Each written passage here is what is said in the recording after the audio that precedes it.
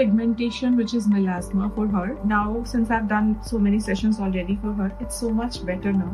But when she came to us, she already had a skin which was very sensitive, thin, because of the steroid abuse. She was using steroid topicals for very long, which was recommended by her local dermatologist. So it's very common practice. Usually people, they go to dermatologists, they write them a prescription steroid, which has to be used for a certain time period, but they continue to use it on their own.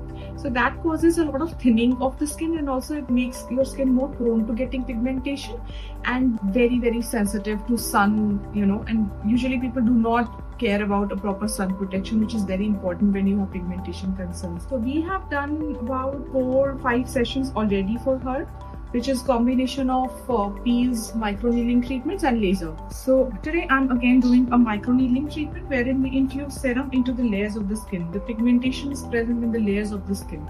So we are targeting those layers of pigmentation by infusing serum deeper into the skin through microneedling. So this microneedling does not require any anesthesia. This is infusing serum into the skin and it's pulling the skin slightly up through vacuum. So it does not, you can see there is no downtime to this treatment. She is absolutely comfortable while I'm doing the treatment. Right after this, she can go back to work. Even if she's out in sun, that does not matter because we'll just apply sunscreen and she's good to go. She has seen a lot of difference in her pigmentation over every session, which she has very properly followed with the post care. So now the skin quality has become better. The pigmentation has reduced so much, you can see here.